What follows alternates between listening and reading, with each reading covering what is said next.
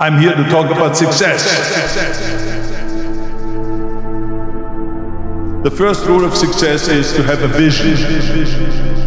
You see, if you don't have a vision of where you go, and if you don't have a goal where you go, you drift around and you never end up anywhere. I mean, as you know, I was born in 1947 in Austria after the Second World War. So I was very fortunate that I stumbled onto my vision. And I didn't really like Austria when I grew up. I couldn't wait to get out of there. I couldn't see myself becoming a farmer or a worker in a factory or anything like that. Even though my parents wanted me to stay there and have a normal life. But that was their vision, not mine. My vision was totally different. I felt that I was born for something special, for something unique, for something big. Then one day I went to a school, I remember I was 11 years old, and they showed a documentary about America. There they showed this documentary, the huge skyscrapers, the high-rises, the huge bridges, the 6-lane freeways, and all of this stuff. And I said to myself, that's where I want to be. I don't want to be around here with these little farmhouses and these little buildings. I want to be in America. One day after school, I walked by a store in Graz. So I went inside and I looked around, and then I saw a magazine. I saw a bodybuilding magazine that had Reg Park on the cover. Reg Park was then a 3-time Mr. Universe. And I saw him on the big screen as Hercules. I read that and I said to myself, wow, this is the blueprint for my life. This is exactly what I want to do. I want to become a bodybuilding champion just like Reg Park. I want to get into movies just like Reg Park. And I want to make millions of dollars and be rich and famous just like Reg Park. You know how great it felt that I knew where I was going? Imagine the majority of people don't know where they're going. I knew where I was going. That I'm going to become this bodybuilding champion just like him. So it was just a question of how do you do it? I was so relieved, because when you have a goal, when you have a vision, everything becomes easy. So people always ask me, when they saw me in the gym in the pumping iron days, they say, why is it that you're working out so hard? 5 hours a day, 6 hours a day, and you have always a smile on your face. And I told people all the time, I said, because to me, I'm shooting for a goal. In front of me is the Mr. Universe title. So every rep that I do gets me closer to accomplishing that goal, to make this goal, this vision turn into reality. Every single set that I do, every repetition, every weight that I lift will get me a step closer to turn this goal into reality. So I couldn't wait to do another 500-pound squat. I couldn't wait to do another 500-pound bench press. I couldn't wait to do another 2,000 reps of sit-ups. I couldn't wait for the next exercise. At the age of 20, I went to London and I won the Mr. Universe contest as the youngest Mr. Universe ever. And it was because I had a goal. So let me tell you something, visualizing your goal and going after it makes it fun. You've got to have a purpose no matter what you do in life. You've got to have a purpose. 74% hate their job in America. Now there's not much different when you come to Europe. The majority of people don't like what they're doing, because they're really not doing it because they didn't have a goal and they followed this goal. They just aimlessly drift around, and then all of a sudden there's a job opening, so they get that job because you have to work. But then when you work, it's a chore. It's work. It's not fun. So if you think about, only a quarter of the people really enjoy what they're doing in life. That is unbelievable if you think about it. So I felt so blessed that I knew what I was doing. It's like a medical student that studies and knows he wants to become a doctor. You know where to go.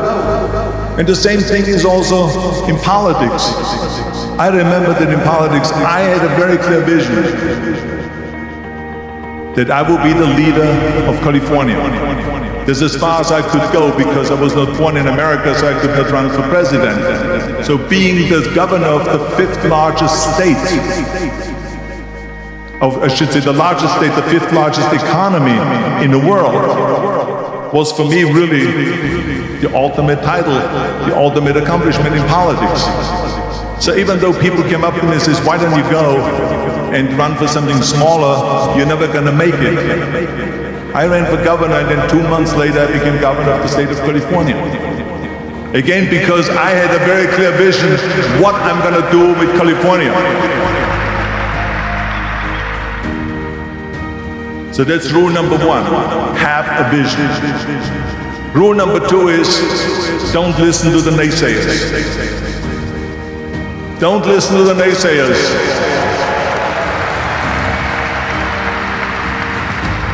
Everything I ever did, the thing that I heard out of people's mouth was, that's impossible. That can't be done. Or no. That is exactly what I heard, and of course I proved to the people that it can't be done. So whenever someone said to me, it can't be done, I heard, it can be done. When they say no, I heard yes. And when they say it's impossible, I heard, it is possible. I'm a strong believer of what Nelson Mandela said, that everything is always impossible until someone does it. Well, I'm going to be the one, I said to myself, I'm going to do it and I'm going to show it to them. Maybe it has never been done before. That's perfectly fine with me. But I'm going to do it. And I did not listen to the naysayers. It's all about the hard work that you put in. I said to myself, in bodybuilding I worked out 5-6 hours a day. I'm going to do the same thing now for acting. And of course I went to college to study English. I studied the accent removal, acting classes, and all of this stuff, all day long. I worked and I worked and I worked. And within a short period of time, I made one movie called Hercules in New York, which of course went right into the toilet. But it didn't discourage me. I still had the same vision. And then all of a sudden I did Streets of San Francisco. I did Stay Hungry and Pumping Iron and The Villain. And then all of a sudden I was asked by Dino De Laurentiis, the Universal Studio, to star in Conan the Barbarian. And after I did Conan the Barbarian, the director at the press conference said to the press, the director was John Milius, he said to the press, if we wouldn't have had Arnold, we would have had to build one. So think about that. The very body that they said can never be sold because the time is wrong. A few years later, I'm doing Conan the Barbarian and it was the #1 hit at the box office when it came out in the summer of '82.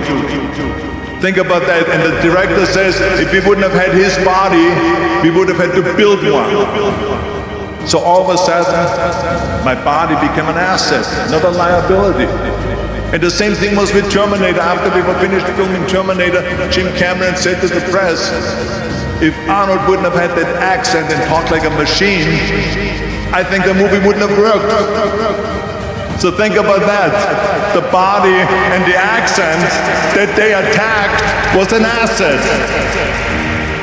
But I didn't listen to those losers. I didn't listen to them at all.